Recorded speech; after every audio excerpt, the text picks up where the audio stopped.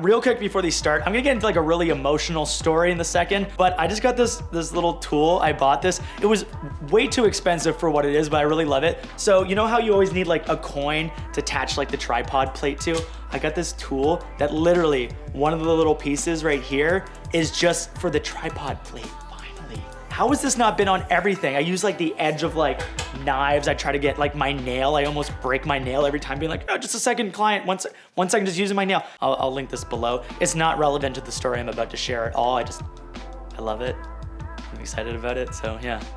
Small rig, thank you for doing that. Okay, so a few weeks ago on Instagram, I shared this story essentially explaining the first time I had my real big, you know what, this might be the first video where I'm gonna swear, but we'll probably bleep it out. I f***ed up big time, like really big. To give some context, I was 19 years old at this time. My dream was to be a videographer and travel the world. I'm sure there's a lot of you out there that have the same ambitions as well. You know, you wanna go out there, you wanna create travel content, have the chance to experience life outside of the place that you live.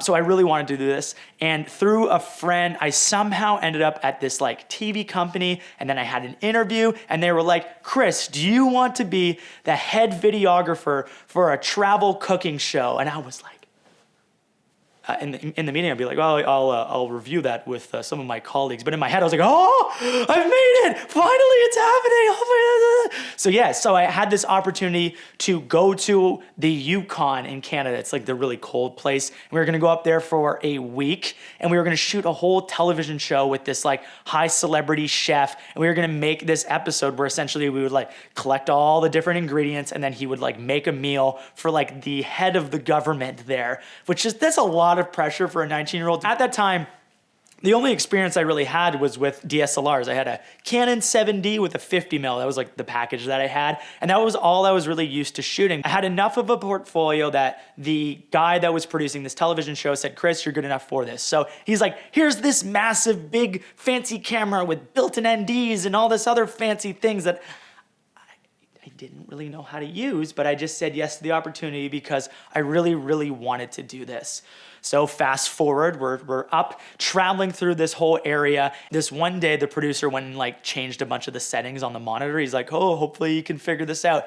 This is where things kind of took a bit of a turn. So later that day, we traveled for 3 hours outside of the Yukon to this like remote village where we're gonna go visit this guy that owns a goat farm, and he makes goat cheese. The kicker is that he's also blind. I don't know how this works, but we interviewed this blind guy in the middle of the Yukon, and I was supposed to shoot it while we collected goat cheese. You can't make this stuff up, guys. This is too specific. So yes, we shot this entire scene, and would you believe it, when I went to go look at the footage, when we went back afterwards, I had exposed everything from the monitor, but on the actual clip, everything was overexposed, and basically that entire day's shoot was not usable. And because that entire day's shoot was not usable, the whole storyline for the entire episode was basically destroyed because it was a very crucial part to the episode. And I was the sole person responsible for destroying an entire production, an entire episode where it was getting distributed on television to thousands, hundreds of thousands of people. I wasted the time of a head celebrity chef, producers, an audio guy, transport people, the tourism board that had helped support this whole thing. Me, 19-year-old Chris, up royally, like so bad that when I got back home, I had sent my invoice along and it never got paid, and I never got an email back, which is another whole issue. But that, my spirit just was like, oh. Actually, no joke, at that time, I felt the entire weight of that. I think now I feel even more of the weight of the context, but at 19, I literally felt horrible. I wanted to just go in my room, cry under the pillows for hours, and then my parents would come in and be like, what's wrong? I'm like, nothing. I didn't overexpose a shot of our entire episode of a television show and ruin the goat cheese farmer blind guy's thing. That wasn't me, but it was me. I was that guy. As you can see, you know, that was a horrible situation. I literally thought I had ruined my chance at my dream job. I thought I was given this one opportunity. This was it. The next location was Bali. We were gonna go to Bali in 2 weeks, and I never got the email being like, hey, Chris, you wanna come to Bali?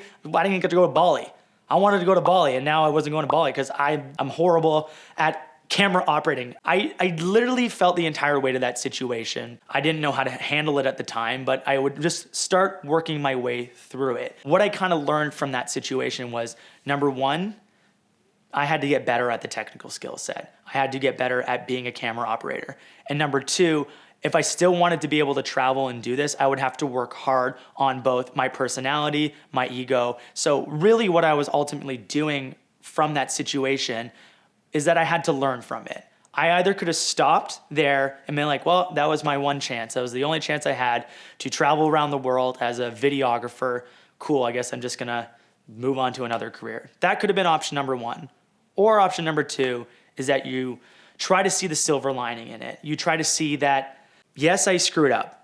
We all make mistakes. We're all gonna fail at some point in our career, but this is not the thing that makes or breaks our career. This is one thing that happens. So use that as a massive learning opportunity, which is ultimately what I did. So I started building on my skill set. I started building on my personality, my ego, and eventually 2 years later, I was presented for that time another opportunity to go and travel around the world and get to shoot something. It may not have been on the same scale as a television show where we were traveling around for months at a time, but it was another shot. And I took that opportunity very seriously. I made sure I was ready for it. Fast forward a couple years from that, we now get to travel around the world. We now get to make content with tourism boards. We've worked with Scotland, we've worked with Iceland, we've worked with all these amazing countries and clients where we get to do that. So that it could have just ended there. Imagine if I had just said no.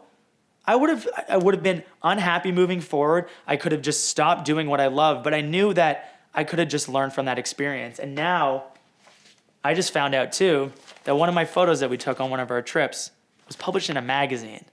That wasn't the flex. It's cool, but that's just to show you that it's possible.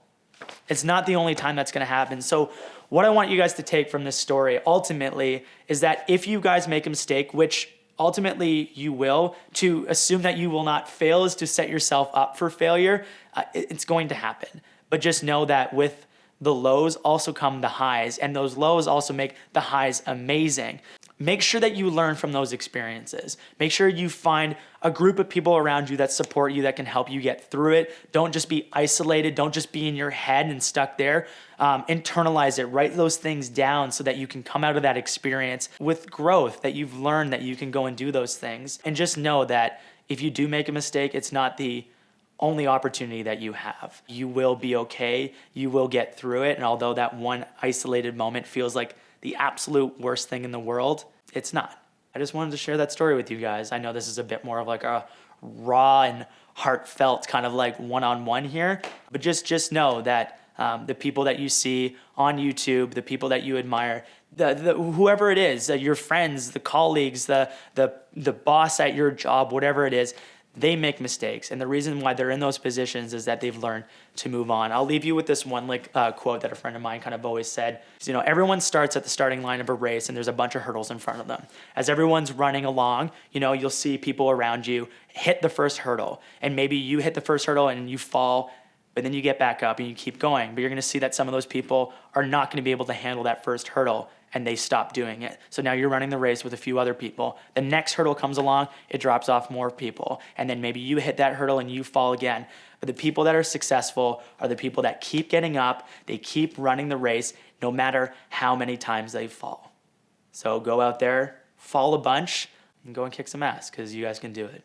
Don't know if I'm gonna do the little end thing on this, but if you guys wanna do all that stuff that YouTubers like, the like button's always nice. Subscribe button's always cool. I'm gonna hit the notification bell so you can see other sob stories of myself.